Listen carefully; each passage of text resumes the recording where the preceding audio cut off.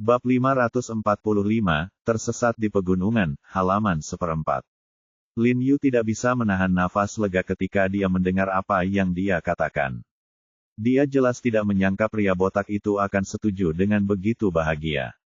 Ani merasa sedikit terkejut, dan bertanya kepada Lin Yu dengan suara rendah, "Hei, apakah menurutmu dia akan setuju untuk membawa kita ke daerah pegunungan itu?"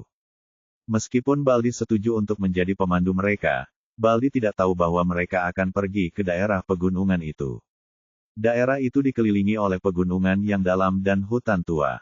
Jika Baldi mengetahuinya sebelumnya, dia mungkin akan menolaknya, jadi Lin Yu tidak terburu-buru mengatakannya, dan di depan kepala desa lama, kepala desa tua pasti akan menjadi orang pertama yang keberatan. Tidak mudah untuk memintanya setuju. Lin Yu mengedipkan mata padanya, tersenyum percaya diri, dan berkata dengan acuh tak acuh. "Apakah sudah dikemas? Ayo pergi sekarang." Pria botak itu menghirup pipa kepala desa tua itu beberapa kali, menatap Lin Yu dan Ani, dan bertanya dengan ringan. "Baiklah, ayo pergi sekarang." Lin Yu mengangguk. Pria botak itu segera melambai ke kejauhan, dan pemuda cerdik yang mengikutinya berlari mendekat. "Xuanzi, ayo naik gunung bersama Tuan He dan ketua konferensi hari ini." Pria botak menoleh ke arah Xuanzi dan memberitahunya, "Bersikaplah cerdas di jalan." Segera setelah itu, sekelompok orang berangkat secara terpisah. Dalam perjalanan, Lin Yu menunjukkan kepada Baldi peta area yang paling mereka selidiki beberapa hari terakhir. Baldi mengangguk dan berkata, "Saya kenal dengan area ini." Mengatakan itu, Baldi membawa Lin Yu langsung bersamanya. "Kami tidak menyelidiki di sini hari ini." Lin Yu mengambil peta di tangan Baldi, menunjuk ke hutan tua di pegunungan di sisi mulutnya, dan berkata kepada Bal dan Xuanzi, "Kami ingin pergi ke sini." Xuanzi melihat Lin di tempat yang ditunjuk Yu, ekspresi mereka tiba-tiba berubah. Mereka saling melirik. Pria botak itu berkata dengan suara yang dalam kepada Lin Yu, "Bukankah sudah kubilang padamu bahwa pamanku memberitahumu bahwa itu sangat berbahaya? Di sini dan kamu tidak diizinkan masuk. Apakah kamu pernah masuk?" Petik 2 tanda tanya. "Apakah menurutmu di dalam benar-benar berbahaya?" Lin Yu tidak menjawabnya dan bertanya padanya dengan mata menyipit. Pria botak itu sedikit terkejut dengan pertanyaan Lin Yu, lalu wajahnya menjadi gelap, dan dia berbisik, "Lagi pula aku tidak akan masuk ke sini." Xuanzi juga mengangguk dan setuju, "Benar, kami hanya berjanji untuk membantumu memimpin, tapi kami tidak mengatakan kami akan melakukannya. Mempertaruhkan nyawamu." Lin Yu tidak membantah mereka berdua. Dia melepas ranselnya, mengeluarkan setumpuk uang tunai dari saku bagian dalam ransel, menyerahkannya kepada Balmen dan Xuanzi, dan berkata dengan tegas, "Ini 50.000 yuan, selama kamu membantu kami memimpin, ini semua milikmu." Cara Yu meyakinkan si botak. Selama uangnya ada, tidak ada yang tidak bisa dikomunikasikan. Uang tunai ini dipaksakan kepada Lin Yu oleh Jiang Yan sebelum dia pergi untuk mempersiapkan keadaan darurat. Lin Yu tidak ingin membawanya pada awalnya, tapi dia tidak berharap itu berguna. Mata Xuanzi tiba-tiba berbinar ketika dia melihat uang tunai di tangan Lin Yu, dan dia menelannya, menunjukkan keserakahan yang sangat besar. Bagi penduduk desa biasa di pegunungan, 50.000 yuan ini sudah merupakan jumlah uang yang sangat besar, dan dibutuhkan setidaknya 3 atau 4 tahun kerja keras untuk mendapatkannya. Secara khusus, Xuanzi adalah tipe orang yang suka bermalas-malasan dan suka pandai. Pendapatannya biasanya lebih rendah, jadi dia tentu saja bersemangat ketika melihat uang sebanyak itu. Pria botak itu juga bersemangat saat melihat tumpukan besar uang kertas merah di tangan Lin Yu, namun dia tetap tenang dan diam, seolah sedang menimbang sesuatu. "Saudaraku, bagaimana kalau kita mengajak mereka jalan-jalan?" Xuanzi tersenyum dan dengan ragu bertanya pada pria botak itu. Pria botak itu menamparkan kepala Xuanzi dan berkata dengan dingin, "Lihatlah potensi kecilmu. Kamu membeli hidup kami berdua seharga 50.000 yuan." Lin Yu tahu bahwa pria botak itu sedang berbicara dengannya, dan dia jelas tidak puas dengan kekurangan uang. Dia tersenyum ringan dan berkata, "Saya keluar terburu-buru dan hanya membawa begitu banyak uang. Selama Anda berjanji untuk membantu kami yang memimpin, saya bisa memberikannya kepada Anda lagi ketika saya kembali." Transfer 50.000 yuan. 10, 100.000. Mata Xuanzi tiba-tiba melebar ketika dia mendengar ini, dan dia buru-buru membujuk pria botak itu, "Saudaraku, izinkan saya menunjukkan jalannya. Dengan begitu banyak uang, di mana kita dapat menemukan barang bagus seperti itu? Anda tahu, mereka telah melakukan begitu banyak perjalanan dalam beberapa hari terakhir dan belum menghasilkan 1 sen pun, jadi begitu kali ini dia benar-benar harus mengeluarkan banyak uang. Masukkan semuanya," dan dia bersedia. Lin Yu melihat pria botak tampak tergerak, dan terus membujuk, "Kami masuk untuk menyelidiki, bukan mencari kematian. Kami berdua tidak ingin terjadi apa-apa. Jika ada bahaya, kami akan melarikan diri secepatnya mungkin." Pria botak menjilat bibirnya, menyipitkan matanya dan berpikir sejenak, lalu menunjuk ke pergelangan tangan putih N dan berkata, "Aku ingin gelang itu di tangannya." Lin Yu sedikit terkejut, lalu melirik ke meja di tangan N, dan sedikit mengernyit, "Aku tidak menyangka pria botak ini begitu rakus. Gelang di tangan Ani terbuat dari batu giok dan harganya setidaknya ratusan ribu. Kalian memiliki nafsu makan yang terlalu besar. Kami hanya membiarkan kalian memimpin." Lin Yu mengerutkan kening dan berkata kepada pria botak itu dengan tidak senang. Baginya, ratusan ribu hanyalah uang, tapi tidak peduli apakah dia punya uang atau tidak, dia tidak suka ditipu seperti ini. "Kamu setuju atau tidak, aku tidak akan mengajakmu dalam perjalanan ini jika kamu tidak setuju." Pria botak itu mencibir dan berkata dengan wajah bangga sambil mengangkat kepalanya tinggi-tinggi. "Oke, aku akan memberikannya padamu." Ani sangat bebas dan santai, lalu melepas gelang di tangannya. Meskipun gelang ini berharga, itu tidak berarti apa-apa baginya, jadi dia menyerahkannya kepada pria botak itu tanpa ragu-ragu. Mata pria botak itu berbinar dan dia buru-buru mengambil gelang itu. Dia biasa berbisnis pembuatan emas dengan orang lain, jadi dia juga memiliki pemahaman tertentu tentang ornamen batu giok tersebut. Gelang itu pasti mahal. Xuanzi juga datang dengan gembira, mengulurkan tangan untuk menyentuh gelang di tangan Baldi. Baldi membuka tangannya dan berkata kepada Lin Yu, "Berikan 50.000 yuanmu kepada saudaraku." Lin Yu tidak bisa menahan senyum pahit kaget dengan keserakahan si botak. Setelah menerima gelang yang begitu berharga, dia tidak melupakan uang 50.000 yuan tersebut. Rupanya pria botak itu ingin menggunakan 50.000 yuan itu untuk melepaskan bautnya dan menyimpan gelang itu untuk dirinya sendiri. Lin Yu tidak membantahnya dan menyerahkan 50.000 yuan langsung kepada Xuanzi. Setelah Xuanzi mengambil tumpukan uang tunai, senyumannya membentang hingga ke belakang kepalanya.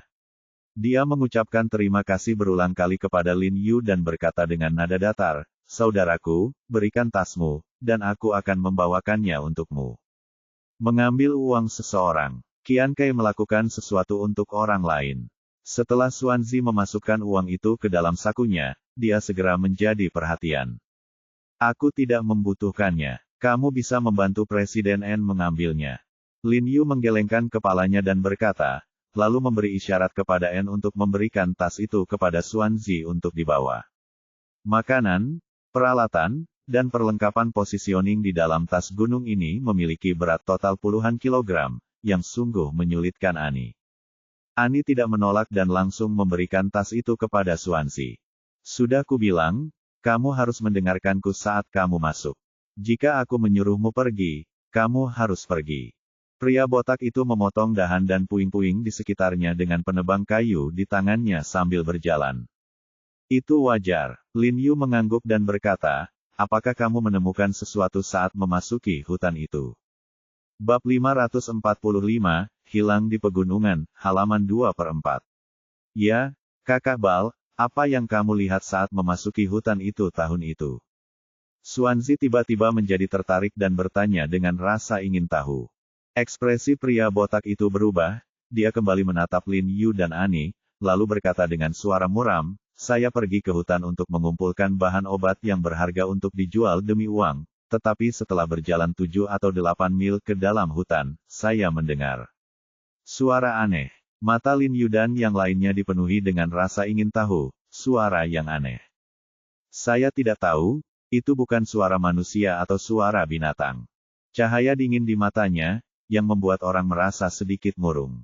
Itu bukan manusia atau binatang, apakah itu hantu? Xuanzi jelas sedikit ketakutan dan berkata dengan suara gemetar. Entahlah. Pria botak itu menggelengkan kepalanya dengan wajah tegas dan merendahkan suaranya. Ngomong-ngomong, itu suara yang sangat menakutkan yang membuat seluruh tubuh orang merasa berbulu. Hantu. Xuanzi melihat wajah muram pria botak itu tidak terlihat seperti lelucon. Dia tidak bisa menahan diri untuk tidak bergidik. Dia bertanya dengan rasa takut. Lagi pula, aku tidak tahu apakah itu hantu. Aku melihat bayangan hitam besar melintas di hutan saat itu. Aku takut. Aku harus segera lari keluar. Meski aku tidak menoleh ke belakang, aku bisa merasakan dia mengejarku di belakangku. Pria botak itu tampak memikirkan pemandangan yang menakutkan, ekspresinya sedikit berubah, dan dia berkata dengan suara gemetar, itu ada di sana. Saat dia hampir menyusulku, aku bisa merasakan nafas panas yang disemprotkan ke belakang leherku. Tidak, nafasnya dingin. Lin Yu sedikit mengernyit dan menatap pria botak itu tanpa berkedip, tidak. Aku tidak tahu apakah yang dia katakan itu benar, atau apakah dia sengaja mengarang cerita untuk menakut-nakuti orang. N di samping sangat ketakutan sehingga dia tanpa sadar mendekati Lin Yu. Dia melihat ke hutan yang tak berujung, gelap dan lebat di kejauhan, pria berambut tiba-tiba muncul dari kegelapan. Monster dengan taring dan cakar. Saudara Bal, lalu, apa yang terjadi selanjutnya? Xuanzi bertanya dengan suara gemetar. Lalu aku lari, tapi makhluk itu masih di belakangku dan hampir menangkapku. Untungnya, beberapa penduduk desa dari suatu desa sedang berburu dengan senapan di dekatnya, dan makhluk itu mungkin ketakutan. Dia berkata dengan ngeri, saya tidak berani melihat ke belakang. Saya lari keluar hutan dalam satu tarikan napas dan berlari kembali ke desa. Lalu, apa itu tadi? Dengan suara bergetar. Aku juga tidak tahu. Pria botak itu menoleh ke arah Lin Yu. Dan berkata dengan suara yang dalam, apakah kamu yakin ingin masuk sekarang? Tentu, merasa bahwa pria botak itu mungkin sedang mengarang cerita. Dia berbohong kepada mereka dan berkata sambil tersenyum, mungkin benda yang kamu temui ini adalah sumber penyebaran virus, dan perkataanmu sangat misterius. Jika kita menemui benda ini, kami menemukan bahwa itu adalah tipe baru yang belum pernah terlihat di dunia biologi, maka Perserikatan Bangsa-Bangsa akan memberi kami penghargaan. Baldi mendengar ejekan dalam kata-kata Lin Yu, dan mencibir, saya harap Anda bisa begitu bebas dan mudah ketika kamu menemukan hal itu. Setelah mengatakan ini, Baldi. Dia menoleh lagi dan berjalan cepat ke dalam hutan lebat. Xuanzi segera mengikuti dan bertanya dengan suara rendah, Saudara Bal, apakah yang kamu katakan itu benar atau salah? Bal menariknya dan membisikkan beberapa kata di telinganya. Ekspresi Xuanzi tiba-tiba berubah. Ani memandangi hutan lebat di sekitarnya, merasa panik di dalam hatinya.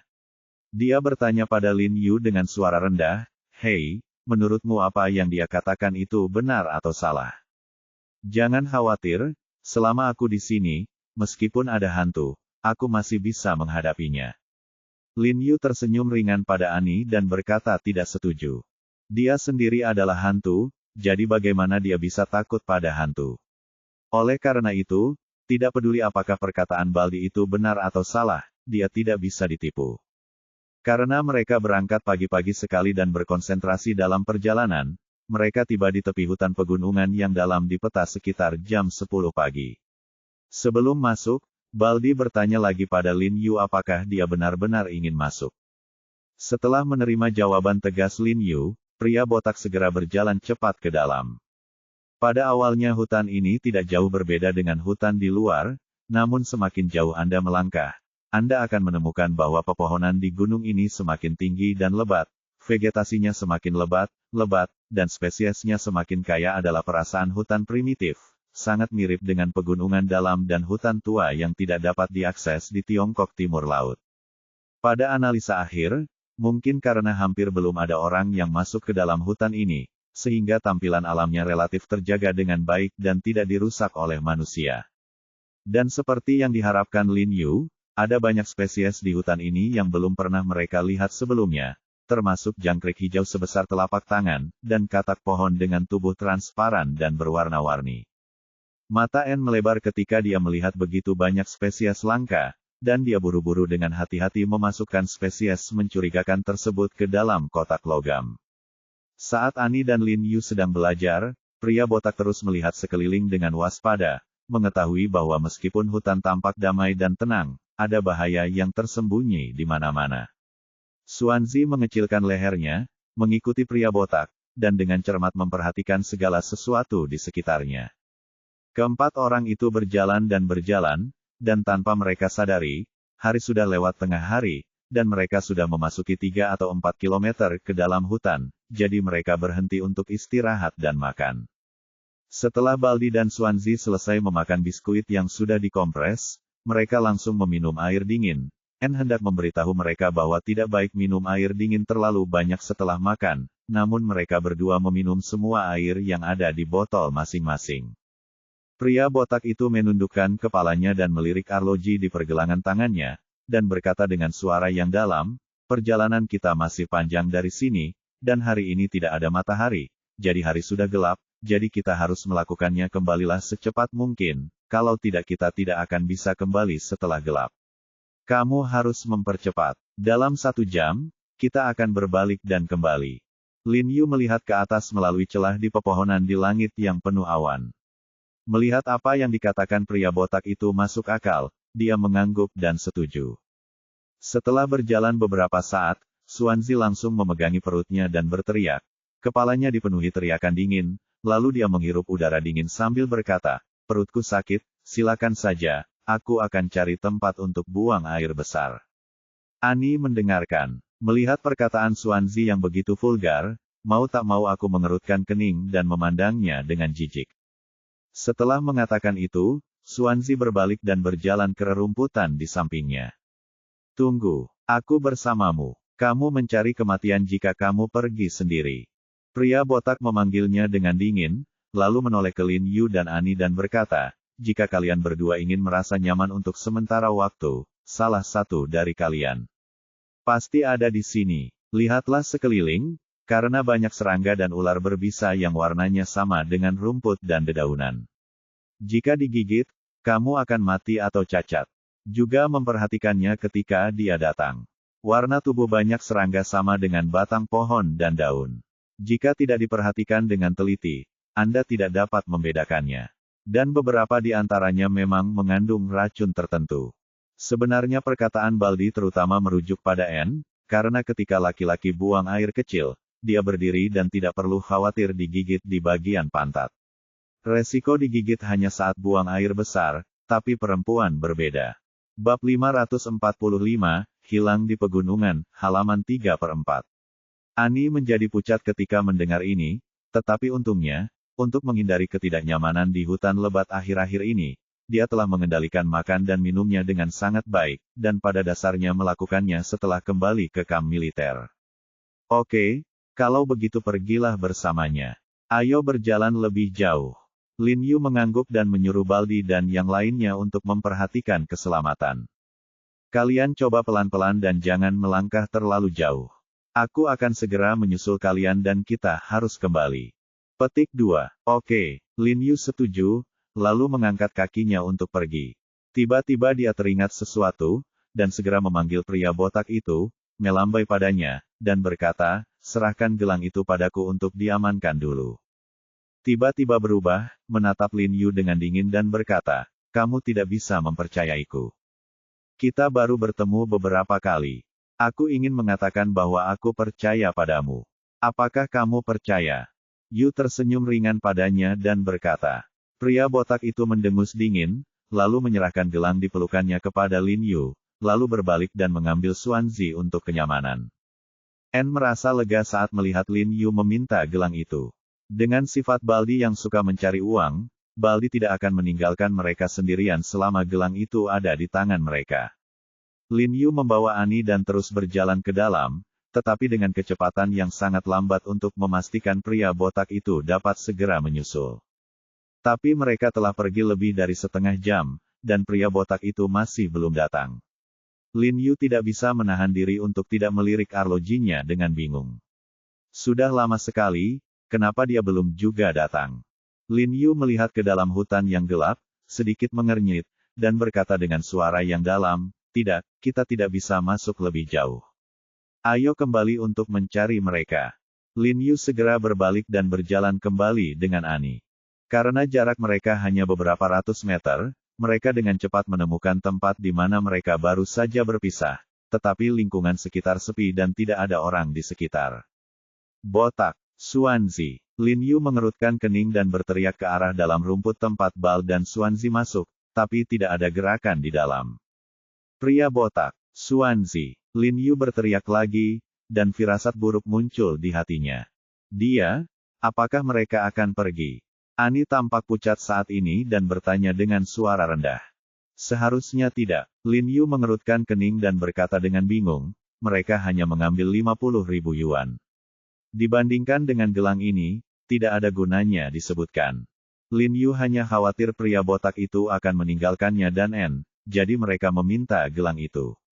Bahkan untuk gelang ini, pria botak tidak akan meninggalkan dia dan Terlebih lagi, kebencian Baldi terhadap Lin Yu dan Ani belum mencapai titik saling membunuh, jadi Lin Yu tidak berpikir Baldi akan meninggalkan mereka sendirian. Ani, tunggu di sini, aku akan masuk dan melihat. Lin Yu berkata pada Ani, lalu berbalik dan berjalan ke rerumputan, tapi Ani tiba-tiba meraihnya dan berkata dengan gemetar, hei, jangan tinggalkan aku. Setelah melihat ini, Lin Yu memegang tangannya erat-erat dan berbisik, kalau begitu pegang tanganku dan ikuti aku. Kemudian Lin Yu membawa Ani dan menginjak rumput liar perlahan. Pergi ke rumput di dalam. Namun meski ada bekas injakan di seluruh rerumputan, tidak ada jejak siapapun. Lin Yu menuntun Ani melewati rerumputan dan mengikuti jejak yang ditinggalkan oleh manusia botak dan Zuan. Tiba-tiba dia melihat suara air mengalir di depannya, dan kemudian dia melihat sungai selebar 2 atau 3 meter datang dari tempat yang tinggi aliran berpindah ke kejauhan, sementara jejak pria botak dan Embolus tiba-tiba menghilang. Kedua bajingan ini mungkin benar-benar meninggalkan kita. Meskipun Lin Yu tidak mau mengakui fakta ini, dia harus mengakuinya. Ani melirik ke arah sungai dan berkata dengan suara gemetar, dia, katakan padaku, apakah ada kemungkinan mereka mendengar suara aneh ketika mereka merasa nyaman, dan kemudian mengikutinya untuk menemukannya, dan kemudian. Dia teringat cerita pria botak yang diceritakan sebelum dia datang, dan tubuhnya gemetar seperti sekam. Dia menduga pria botak dan Xuanzi mungkin terbunuh oleh benda misterius ini. Lin Yu mengerutkan kening dan melihat sekeliling, merasa bahwa apa yang dikatakan Ani mungkin saja terjadi. Dia menarik napas dalam-dalam dan membiarkan energinya meresap ke dalam dantiannya. Kemudian dia meminumnya secara tiba-tiba menggunakan metode Qigong, dan berkata dengan suara yang dalam, pria botak. Xuanzi. Mengejutkan sekelompok orang, tapi tetap tidak ada respon. Kemudian Lin Yu berteriak beberapa kali lagi, dan mereka berdua menunggu di tepi sungai beberapa saat, tetapi masih tidak melihat sedikit pun tanda-tanda keberadaan siapapun. Tidak. Kita harus kembali. Lin Yu melihat arlojinya dan melihat bahwa sudah lewat jam 2. Dia segera memanggil Ani untuk bersiap turun gunung, mereka mungkin tidak bisa kembali sebelum gelap. Dia, kamu, apakah kamu tahu jalannya? Ani memegang erat tangan Lin Yu, telapak tangannya sudah dipenuhi lapisan keringat dingin, dan bertanya dengan suara gemetar, perasaan putus asa membanjiri hatinya. Karena mereka belum terbiasa dengan hutan pegunungan ini sehingga mereka membutuhkan penduduk setempat sebagai pemandu. Tanpa ada yang membimbing mereka, mereka tidak akan bisa kembali sama sekali. Mereka sekarang berada lebih dari 10 km jauhnya dari kamp militer, dan medan di dekatnya terlalu rumit. Kelihatannya sama kemanapun mereka melihat, dan tidak mungkin untuk mengetahui arahnya. Apalagi cuaca hari ini sedang suram dan belum ada matahari. Mereka bahkan belum memiliki papan petunjuk arah, sehingga harapan untuk keluar pun tipis. Kamu harus mencobanya meskipun kamu tidak tahu jalannya. Kamu tidak bisa tinggal di sini dan menunggu. Lin Yu mengerutkan kening dan segera membawa Ani kembali ke tempat dia baru saja datang agak aneh. Sepertinya bukan tempat yang baru saja aku kunjungi. Ani, apakah kita berada di tempat yang salah? Lin Yu melihat sekeliling dan bertanya dengan ragu. Entahlah, sepertinya, kata Ani dengan nada panik. Jangan khawatir, biarkan aku memikirkannya. Lin Yu memikirkannya berdasarkan ingatannya, lalu membawa Ani menuruni gunung di sebelah kiri. Namun lautan hutan yang lebat sepertinya tidak ada habisnya. Tidak peduli bagaimana mereka berjalan, mereka tidak dapat mencapai ujungnya. Terlebih lagi, saat ini hari mulai gelap karena langit yang mendung, hari menjadi gelap lebih awal dari biasanya hutan kembali gelap. Menghalangi cahaya, sebelum pukul 4, jarak terlihat di dalam hutan sudah kurang dari 10 meter. Tidak, kita tidak bisa masuk lebih jauh. Lin Yu melihat hari semakin gelap saat dia berjalan, dan tidak ada tanda-tanda akan keluar. Dia segera menghela nafas, sepertinya kita akan menghabiskan waktu malam ini. Hah! Petik 2. Tiba-tiba suara N bergetar, dan dia berkata dengan panik, "Hei, kita tidak membawa apa-apa, bagaimana bisa kita bermalam di sini?" Petik 2. Tapi tidak ada cara lain bagi kita untuk pergi seperti ini. Kita mungkin menghadapi bahaya. Lin Yu menghela nafas pelan, sedikit tidak berdaya, bertanya-tanya apa yang terjadi pada pria botak dan Xuanzi. Bab 545, Hilang di Pegunungan, halaman 4/4. Tidak masalah, kita punya sistem penentuan posisi GPS, mereka akan mendatangi kita. Ani tiba-tiba teringat sistem penentuan posisi, mengulurkan tangan untuk menyentuh pinggangnya, lalu jantungnya berdebar kencang, dan dia panik, itu tidak bagus, hei. Sistem positioningnya aku taruh di tasku, dan tasku terbawa oleh bautnya. Tidak apa-apa, tidak apa-apa. Melihat Ani begitu panik, Lin Yu segera mengulurkan tangan dan menepuk bahu Ani, menghiburnya dengan lembut, bahkan jika ada sistem penentuan posisi, ini sudah sangat larut dan mereka tidak dapat naik gunung untuk menemukan kita. Jangan khawatir, kita akan bermalam di sini saja dan saya pasti akan menemukan jalan turun gunung besok. Benarkah? Benarkah? Dia bertanya dengan suara gemetar, kepanikan muncul di kedua mata biru cerahnya. Tentu saja benar. Kapan aku pernah berbohong padamu? Lin Yu tersenyum percaya diri pada Ani. Hanya ada tempat sebesar ini di sini, jadi tidak mudah menemukan jalan keluarnya. Dalam hatinya dia tidak mengatakannya sama sekali. Jarak lebih dari 10 km memang tidak jauh menurut kekuatan dan kecepatan kakinya, namun itu hanya jika ia memastikan bahwa ia berjalan ke arah yang benar. Jika ia berlari ke arah yang salah, lautan hutan yang tak berujung ini mungkin saja berada di setidaknya ratusan mil jauhnya. Bahkan ratusan kilometer jauhnya, berlari sangat melelahkannya sampai mati, dan dia tidak bisa menentukan arah sama sekali di hutan seseorang tanpa batasan apapun. Saat kehabisan, dia harus mengakomodasi kecepatan Ani dan menjaga perasaannya. Jika tidak ada orang yang memimpin, itu benar-benar pertanyaan kapan dia bisa keluar, jadi dia pasti sedikit panik. Tapi Lin Yu adalah laki-laki, dan laki-laki harus bertanggung jawab, jadi dia tidak bisa menunjukkan kepanikan sedikit pun di depan Ani. Ketika Ani mendengar kata-kata Lin Yu, dia tiba-tiba menjadi tenang. Ayo pergi, cari tempat yang cocok untuk berkemah. Lin Yu mengajak Ani beberapa langkah ke depan, dan tiba-tiba mendengar suara air mengalir, dan dengan cepat membawa Ani ke arah air. Setelah sampai di sungai, cahayanya menjadi lebih terang, dan langit di kejauhan memancarkan warna biru tua. Segera langit di pegunungan akan menjadi gelap gulita. Tepi sungai ditutupi dengan batu-batuan, dan tidak ada pohon yang tumbuh di area selebar 3 atau 4 meter, jadi Lin Yu dan Ani berkemah di sini di sepanjang tepi sungai. Lin Yu pergi ke hutan untuk mengambil beberapa ranting mati dan rumput liar, lalu menyalakannya dengan korek api dan membuat api unggun. Kemudian dia masuk untuk mengambil beberapa daun dan ilalang dan menyebarkannya di tanah. Kemudian dia melepas mantelnya dan menutupinya di atas ilalang. Kasur sederhana sudah siap. Ani juga mengikuti teladan Lin Yu dan mengenakan mantelnya, dan duduk di atasnya bersama Lin Yu. Kemudian Lin Yu menyerahkan kepada Ani satu-satunya biskuit terkompresi yang tersisa di tasnya. Ani menggelengkan kepalanya dan berkata dengan lembut, "Aku tidak lapar, aku tidak mau makan."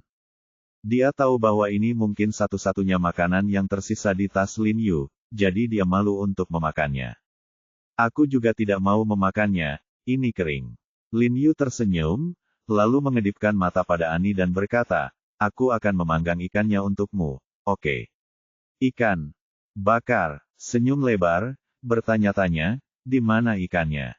Ini, Lin Yu menunjuk ke samping sungai, lalu berdiri, mengambil dahan, berjalan ke sungai, menyorotkan senter ke sungai, dan melihat sesuatu ikan itu berenang lewat, dan wajahnya segera tegak. Cabang di tangannya tiba-tiba jatuh, lalu dia tiba-tiba mengangkatnya, dan seekor ikan yang hidup ditusuk oleh Lin Yu. Wow, hei, kamu luar biasa. Ani tiba-tiba terlihat gembira dan berteriak penuh semangat. Lin Yu kemudian mengikat beberapa ikan lagi satu demi satu, hampir tanpa henti, dan kemudian mengadakan pesta ikan utuh bersama Ani. Setelah lama tinggal di kota, alangkah baiknya sesekali hidup di alam liar. Setelah makan, Lin Yu berbaring dengan nyaman di lantai sederhana, menatap langit berbintang, dan tidak bisa menahan nafas. Langit malam yang misterius dan jauh, kicau serangga dan katak di sekeliling, semuanya begitu sunyi dan damai. Aroma dedaunan dan rumput datang dari hutan, bercampur dengan aroma buah-buahan yang tidak diketahui, yang menyegarkan dan membuat Lin Yu untuk sementara waktu, lupakan aku menghilangkan kekhawatiranku dan merasakan rasa relaksasi yang belum pernah terjadi sebelumnya dari dalam keluar. Iya, ini pertama kalinya aku bermalam di alam liar seumur hidupku. Ani duduk di tepi sungai dan merendam kakinya di air jernih. Namun karena takut digigit ular air dan benda lain yang ada di dalam air, maka ia khusus membuat alur dengan kerikil. Bisakah kamu pergi ke hutan sebentar? Setelah mencuci kakinya, Ani tiba-tiba berkata kepada Lin Yu dengan malu-malu. Ada apa? Lin Yu bertanya dengan ragu. Aku ingin buang air kecil. Ani menundukkan kepalanya, tidak mampu mengangkat wajahnya. Dia diam-diam mengutuk Lin Yu di dalam hatinya, berpikir bahwa ini dia benar-benar orang jahat dan harus bertanya dengan jelas. Oh, oke. Lin Yu segera berdiri dan pergi ke hutan. Hati Ani segera bangkit dan dia berteriak di belakang Lin Yu, hei, jangan melangkah terlalu jauh. Dia takut Lin Yu akan bertindak terlalu jauh seperti pria botak dan Xuanzi, jadi dia berteriak kepada Lin Yu dengan gelisah. Lin Yu tidak pergi jauh setelah memasuki hutan, dia mengambil dahan dan memukulnya di tangannya, memandangi hutan yang gelap, sambil berpikir. Meskipun Ani tahu bahwa Lin Yu telah memasuki hutan, wajahnya masih merah padam.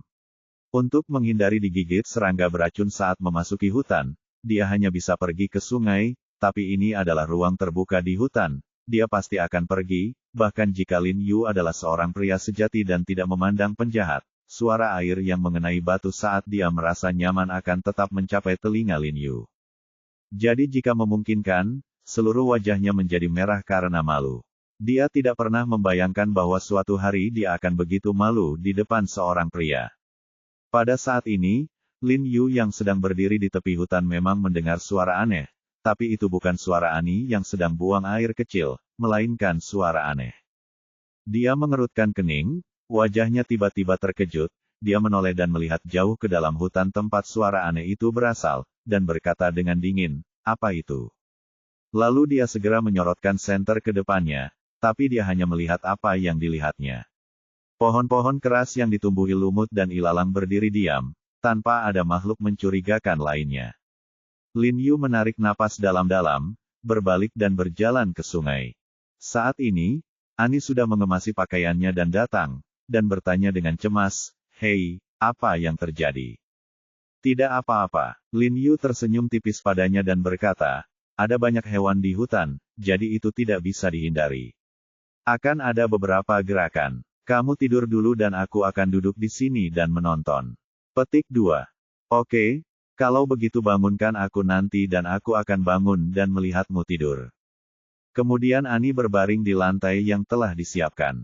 Karena angin pegunungan agak dingin di malam hari, dia tidak bisa menahan diri untuk meringkuk dan memeluk tubuhnya erat-erat. Setelah melihat ini, Lin Yu melemparkan beberapa dahan ke dalam api unggun, lalu bangkit dan kembali ke hutan untuk mengambil dahan. Saat dia sedang memungut dahan dan bersiap untuk keluar, terdengar suara aneh lainnya tidak jauh dari sana. Lin Yu tiba-tiba mendongak dan melihat dua titik merah bersinar jauh di dalam hutan di kejauhan. Jantung Lin Yu berdetak kencang, mengetahui bahwa kedua titik merah itu pastinya adalah dua mata. Dia menatap tajam ke mata merah itu, dan mata merah itu menatapnya tanpa berkedip. Lin Yu menjilat bibirnya, melirik ke batu tidak jauh dari kakinya, melemparkan dahan ke dalam pelukannya, dan bergegas ke batu itu dengan satu langkah. Pada saat yang sama, mata merahnya tiba-tiba melebar, dan kemudian sepasang mata merah berlari ke arahnya dengan kecepatan tinggi.